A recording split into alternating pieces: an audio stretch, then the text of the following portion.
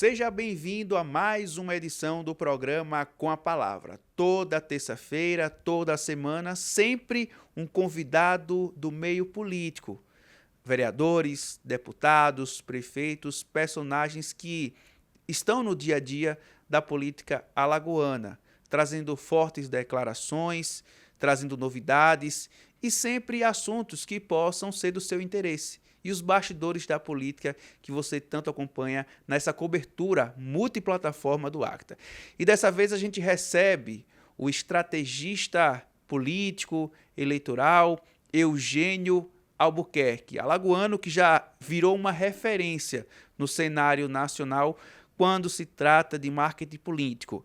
Mas não é só isso. Eugênio também vai falar com a gente como é que anda esse xadrez eleitoral visando as eleições de 2026. Na opinião dele, como está a ideia e essa construção de alguns nomes importantes da nossa classe política? Porque como Alagoas é conhecida em Brasília, a faixa de Gaza da política. Você concorda com esse termo, Eugênio? Seja bem-vindo ao Com a Palavra.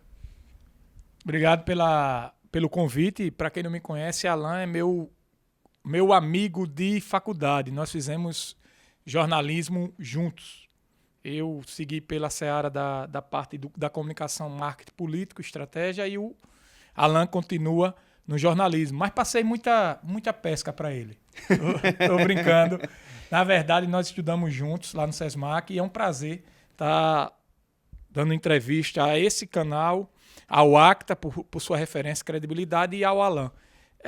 Faixa de Gaza, eu não vi assim não, mas eu acho que Alagoas e o Nordeste, e eu sempre digo isso, por ter em sua questão a política como uma indústria, nós temos grandes profissionais. Aqui a concorrência é tão grande que para sobreviver na política de Alagoas e do Nordeste você tem que ser bom.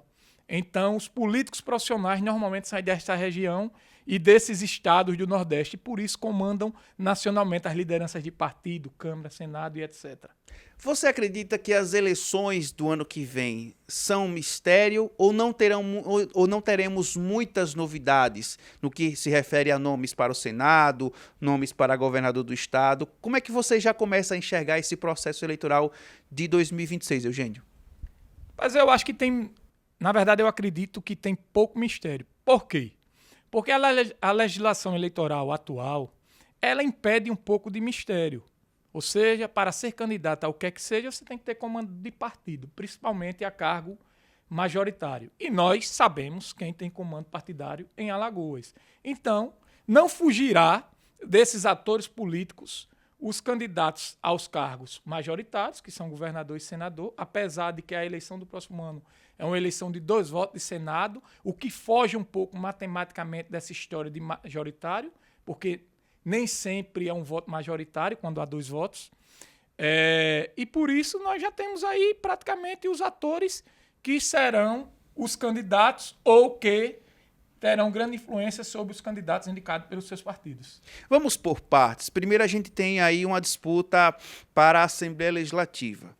Dos 27 deputados hoje, você acredita que boa parte deles conseguem ser eleitos? Você enxerga alguns nomes, por exemplo, da Câmara de Vereadores que pode também conseguir a vitória no que vem? A gente já percebe, por exemplo, uma disputa no campo da direita, Cabo Bebeto, candidato à reeleição, o vereador Leonardo Dias, que também já disse que vai ser candidato a deputado estadual, também tem Tiago Prado. Esses nomes da direita, como é que você enxerga essa disputa? Vejam só, sobre a Assembleia Legislativa, são 27 vagas. Isso é questão de estudo matemático. Se você observar, a cada eleição se diminui a renovação. E é provável que esse ano se diminua mais ainda.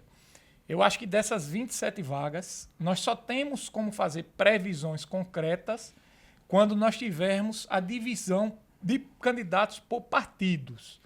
Mas a olho nu, mesmo ainda não tendo essa divisão, eu acredito que, no mínimo, se renove 22, podendo chegar a uma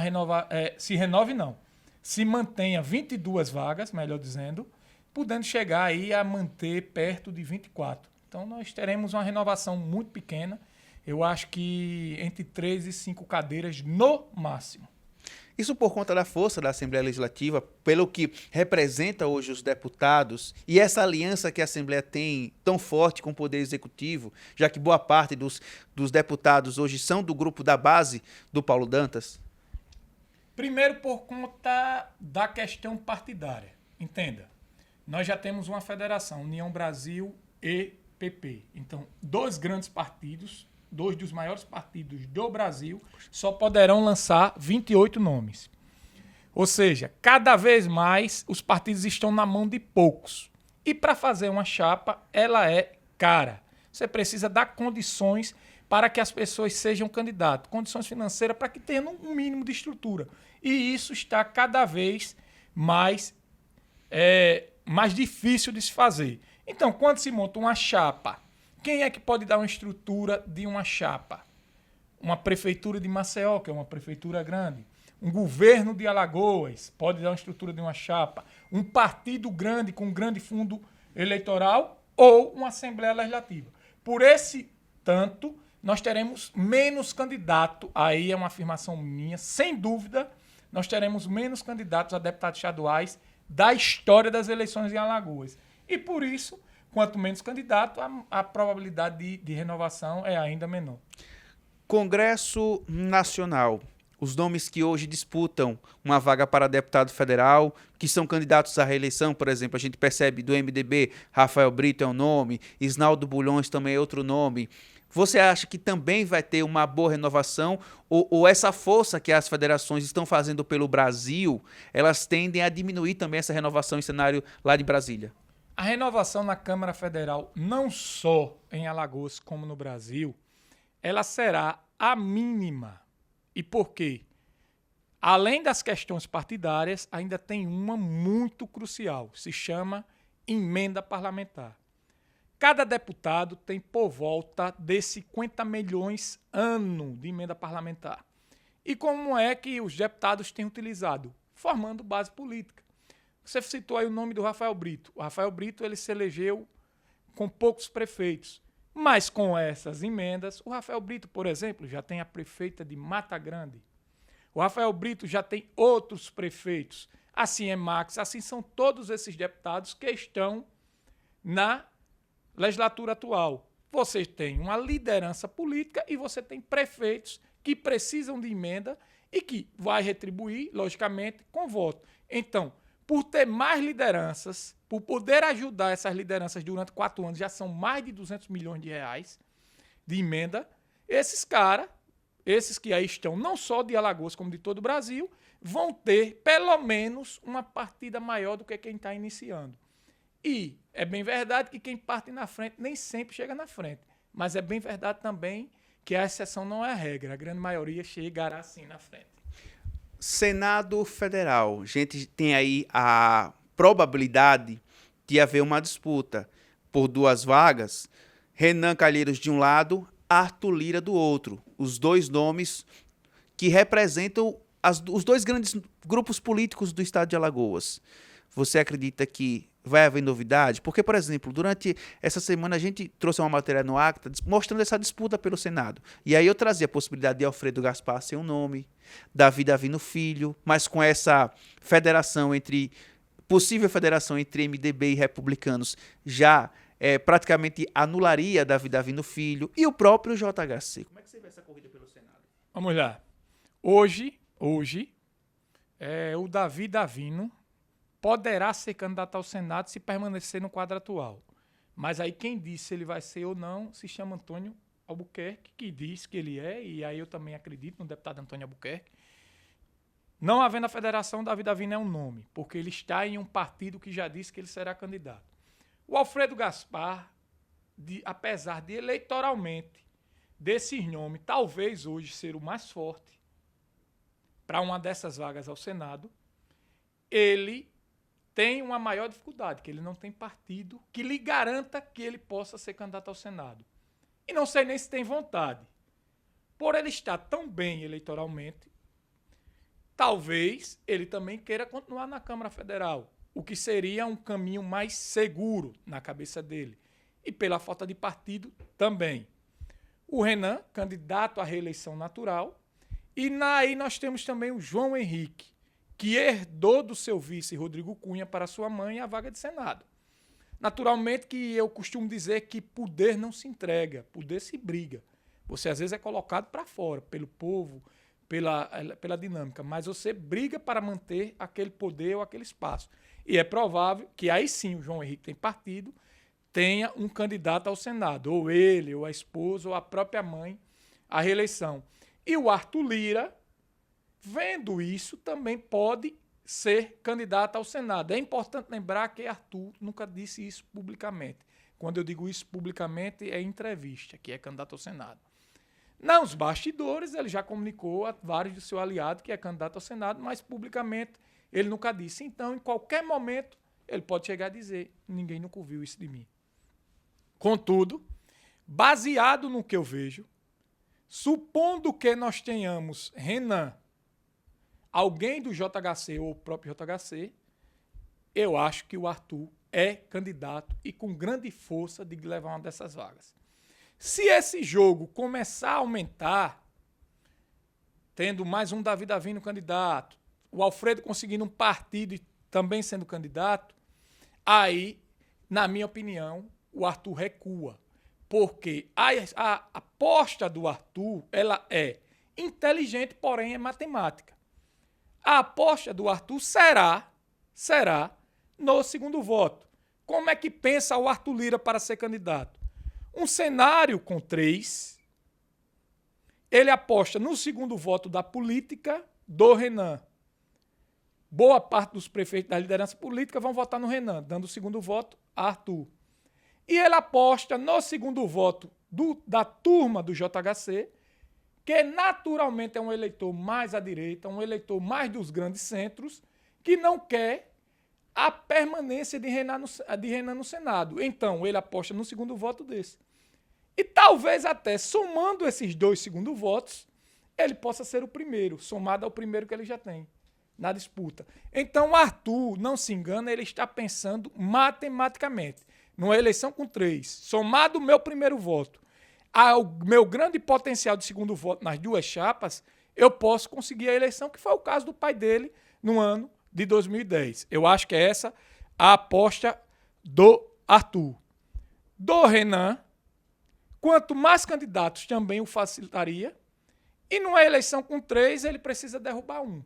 E aí a máquina da força política, a eleição do seu filho, o governo do Estado, a Assembleia Legislativa, os números de prefeito, vai ter que trabalhar para o colocar, mesmo após 4 mandatos, que já são 32 anos, indo para um recorde do 5º, buscando o 5º mandato, pelo menos em segundo lugar, para conseguir essa vaga.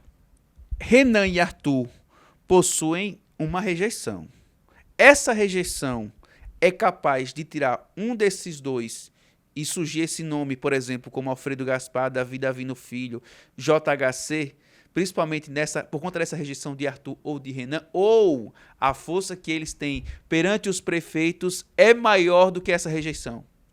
A eleição de 2 votos do Senado, vou até adiantar isso aqui, eu acho que ninguém nunca fez esse questionamento. A rejeição do seu adversário importa muito. Por quê? Porque você pode vencer uma eleição para senador da República não sendo o mais votado no primeiro voto. Você talvez não teve até esses votos todos no primeiro voto. Contudo, após decidir o primeiro voto, parte do eleitor rejeita determinados outros candidatos. E aí, por não votar naqueles candidatos, migra para você, que na teoria é o menos rejeitado. Agora, existem vários tipos de rejeição. Existe a rejeição ideológica, eu sou de esquerda, não voto em quem é de direita. Ou eu sou de direita, não voto em quem é de esquerda. Mas qual percentual de cada eleitor ideológico em Alagoas pensa assim? É coisa a se descobrir por pesquisa. Existe a rejeição do tempo. Esse cara está há tanto tempo, já votei tanto nele, não vou votar mais. Existe a rejeição dos aliados. Isso é tudo que quem pensar profissionalmente uma campanha vai ter que descobrir por pesquisa, e descobrindo este diagnóstico eleitoral através de pesquisa, trabalhar nele para vencer as eleições. Será realmente um jogo de xadrez as eleições de 2026 de Senado em Alagoas. A disputa pelo voto de opinião para o Senado vai estar ainda mais forte ano que vem. Isso. Você acredita nisso? Acredite se nós tivermos vários candidatos de opinião. E se nós não tivermos, não teremos disputa. Eu acho que alguém vai conseguir enviesar esse voto e vai ter uma grande votação. Depois eu quero gravar uma outra entrevista com você para a gente abordar muito o que é esse voto de opinião. Esmiuçar isso para o nosso internauta, o nosso telespectador. E você, dentro da sua visão como estrategista eleitoral, deixar bem claro. Porque as pessoas falam o seguinte, voto de opinião, você... Todo voto é de opinião, mas só que as tem pessoas... outras características. Exatamente, é isso que as pessoas querem compreender. Porque a gente fala muito de direita e esquerda. Eu sou direita e de esquerda, pronto, esse voto de opinião para mim eu não vou mudar. Mas existem outros elementos, né? A política ela é complexa. A cabeça do eleitor também é algo complexo, não deixa de ser, né? Principalmente para vocês que trabalham com essa parte da estratégia. E muda completamente a depender de fatos, a depender do tempo, do próprio interesse. Eu costumo dizer que a eleição é parecido com Copa do Mundo. De repente, você olhar agora, você conversar com as pessoas na rua, elas não estão muito interessadas em eleição. Na Copa acontece um fenômeno parecido, mas quando chega faltando 2 dias para o jogo do Brasil, aí você já não encontra mais camisa, no dia os bares estão lotados, as casas estão lotadas, porque estava todo mundo tão morno, tão calmo, mas no dia, meu amigo, é igual a eleição. Quando chega aquele momento dos 20 dias para ter o voto, aí a emoção começa a tomar de conta, aí quem tem conteúdo vai relembrar, vai vender e vai trabalhar, e quem já percebeu como ia trabalhar isso vai estar mais preparado. Esse não é o momento da eleição para o povo, mas é o momento da eleição para quem quer ser candidato. Vamos a um rápido intervalo e a gente volta no segundo bloco da entrevista com Eugênio Albuquerque, estrategista eleitoral, desenhando um pouco do que vai ser o xadrez da política alagoana em 2026. Não sai daí, o Com a Palavra volta daqui a pouco.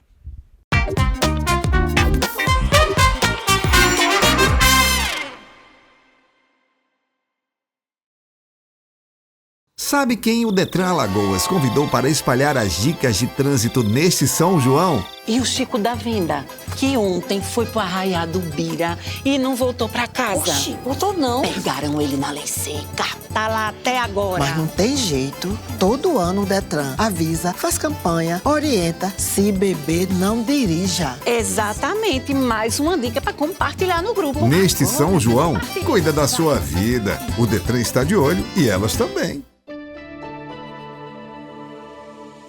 Moradores dos Flechais estão participando de diversas ações que geram novas oportunidades de trabalho e renda e ainda estimulam a economia da região. Nos 15 cursos do Aprendi no Flechal, realizados em parceria com Sebrae, Senac e Senai, já foram oferecidas 310 vagas.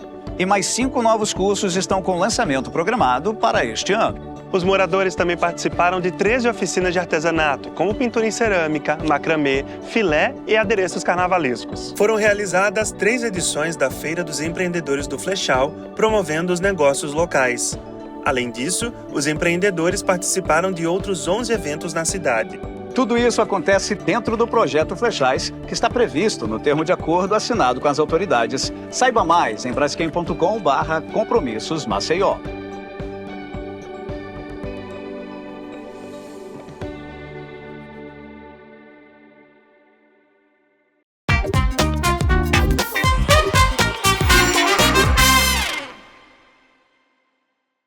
Volta com o segundo bloco da entrevista do Com a Palavra. Toda terça-feira à noite você já acompanha no canal do Acta um personagem importante da política e as eleições de 2026. O que é que o eleitor está pensando? Como é que está o desenho do xadrez político para Alagoas, a chamada faixa de Gaza da política brasileira, mas isso é uma outra história, vamos trazer com mais detalhes em outros programas, e a gente recebe dessa vez o Eugênio Albuquerque, alagoano, estrategista eleitoral, uma referência no marketing político nacional, que já é conhecido aí por vitórias consolidadas em campanhas importantes aqui no estado de Alagoas e também pelo Brasil. Eugênio, a gente parou no Senado. Governo de Alagoas. Renan Filho é o nome mais forte pelo que você acompanha do MDB. JHC não fala nada, não diz se é candidato ao Senado, se é candidato ao governo. Dá para a gente entender por que esse silêncio do prefeito de Maceió? Vamos lá, vamos por partes. Inclusive eu peço aí que gravem. Eu sou conhecido por declarações autênticas, verdadeiras, mas sem medo de ficar em cima do muro. Primeiro ponto, Renan Filho. Ele não é o nome mais forte, ele é o único nome do MDB. Se Renan Filho não for candidato a governador, o nome não será do MDB. O único nome hoje do MDB para ser candidato a governador de Alagoas é Renan Filho, é fato. A grande questão é que blefam, que trabalham com muita coisa de factoides, mentiras e fofoquinhas de cafezinho que não vale a pena. Não vale a pena, porque isso não se concretiza. O único nome do MDB é Renan Filho. Ponto. Se Renan Filho não for, não significa dizer que o MDB e o grupo que está do MDB não terá candidato, mas não será do MDB. Ponto. Primeiro ponto aí é uma opinião minha. Se vai se concretizar, ano que vem a gente sabe. Esse nome, de repente, se não sair do MDB, pode sair de um PSD ou PSB? PSD, por exemplo, por que não? Que hoje hoje está sob o controle do governador Paulo Dantas? Sim, que é presidido pelo Luciano Amaral e que o Paulo já disse que vai para o PSD após o final do seu mandato, por que não? Então, os fatos é que o único nome do MDB para ser candidato unindo todo o grupo que pertence ao governo de Alagoas é Renan Filho. Não sendo ele, eu não acredito em outro nome. Ponto. Segundo ponto, João Henrique é o nome mais forte da oposição. Nome mais forte. Inclusive, se não for João Henrique, vai ter que ver outro nome. Mas o nome mais forte para governo da oposição, para Senado, para o que ele quiser ser, é João Henrique Caldas, o JHC. Sendo Renan Filho, e eu acredito que vai ser Renan Filho, eu não acredito que o João Henrique renuncie à sua prefeitura para ser candidato ao governo em uma eleição que tem disputa, podendo ele renunciar para uma eleição que, na teoria, não tem disputa. Ele é senador com os pés nas costas, como diz o ditado popular. Então, é isso. Eu acredito que João Henrique é o nome mais forte da oposição, porém, na minha opinião, não é candidato ao governo. Ele pode ser candidato ao Senado, algo que, para mim, ainda não está muito concreto. Eu percebo, sabe, Eugênio, duas situações envolvendo o nome do JHC. Renan Filho fez 2 ótimas gestões no governo de Alagoas, mudou a cara do governo em muitas áreas, isso a gente não pode negar, há críticas, como em qualquer gestão, mas o JHC chama atenção em 2 situações. Ele não tem a força do interior que tem Renan Filho, com o MDB. E, em uma outra situação, é que, pelo meio da política que você frequenta, que eu também acompanho no dia a dia, dizem que JHC não é um bom cumpridor de acordo político. Falam pessoas que já foram aliadas de JHC e que hoje já não são mais. Você acha que isso são 2 fatores determinantes contra o atual prefeito de Maceió? Olha, eu vou lhe ser bem sincero. Na política, infelizmente, poucos são cumpridor de acordo político. E isso não só se refere a João Henrique, não. Eu nunca tive acordo político com João Henrique. Eu, Eugênio, pessoa física, com João Henrique. Eu já vi alguns acordos que pessoas dizem que não foram cumpridos. Então, eu não posso acusar ele de ser sem palavra, porque eu nunca tive nenhum tipo de compromisso com ele. Agora, majoritariamente, ele tem 5 anos de prefeito. 5 anos. E vamos a esses 5 anos. Quem já foi aliado de João Henrique e hoje ou não é mais ou está no mínimo arranhado ou esteve com algum tipo de problema ou de esfriamento da relação com João Henrique. Davi Maia, 1. Francisco Salles, entre idas e voltas, mas nós todos sabemos que foi com o Davi, um dos caras que levantou a bandeira, que há um esfriamento da relação, não é tão forte como foi no início do governo. Depois do Francisco, aí veio o Galba Neto. Hoje também não é tão forte a relação como já foi. E é claro, minha gente, veja bem, o Galba Neto não é presidente da Câmara novamente por um motivo, vamos deixar de hipocrisia. Porque no momento que tinha de vestir a camisa e encabeçar a campanha do Galba Neto, o prefeito João Henrique não o fez. Porque se ele assim tivesse feito, terminou a eleição, João JHC tivesse dito, eu tenho um candidato, o candidato é Galba Neto, já é o presidente de vocês, Marcelo Palmeira não tinha ensaiado, fatos políticos não tinham acontecido e Galba Neto seria presidente. Então há um esfriamento e não adianta hipocrisia. Podem até não falar por questões de... Às vezes é melhor você engolir do que cuspir. Não é o que está acertado, mas pelo menos é o que estão me dando. Então eu preciso ir levando no banho-maria. Galba Neto. Depois de Galba Neto, Arthur Lira. O Arthur pode dizer publicamente amanhã, e o João Henrique, que não há um afastamento. Mas existe um afastamento desde quando a Jó saiu da secretaria. A Jó saiu da secretaria. Não foi por outro motivo. A deputada Jó Pereira, eu a conheço, é competente. Trabalhou na Assembleia no tempo que eu trabalhei. É atuante. Então, quando a Jó saiu da secretaria, por algum motivo, já teve de insatisfação. Agora tirou o candidato, o secretário, que era a indicação deles.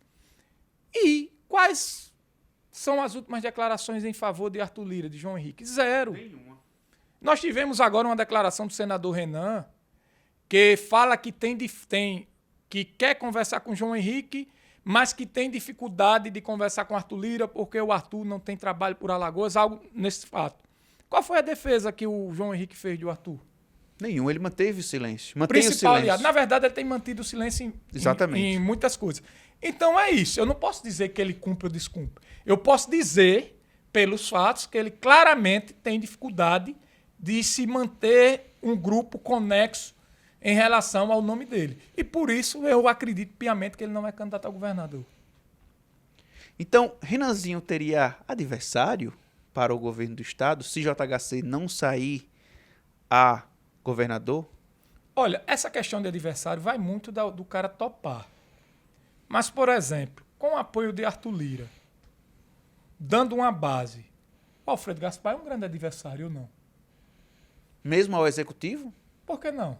O Davi Davino, que perdeu a eleição, eu não estou dizendo que é um adversário para vencer as eleições. Eu estou dizendo que é um adversário que não se pode subestimar. Sim. Um exemplo, o Davi Davino perdeu a eleição para Senado para ele. Mas já era um voto executivo. Se você olhar, a diferença não foi tão grande. Em Maceió ele teve 90 mil votos para prefeito. Outra. Ganhou do Renan Filho em Maceió, o Davi Davino.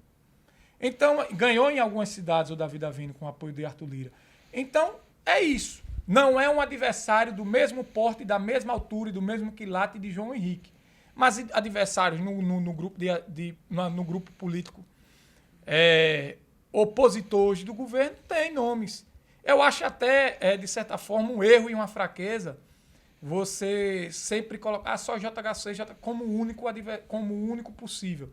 Porque aí você elimina a força política de todo o seu grupo. Eu acho isso um erro, uma fraqueza do grupo que faz oposição ao governo do estado.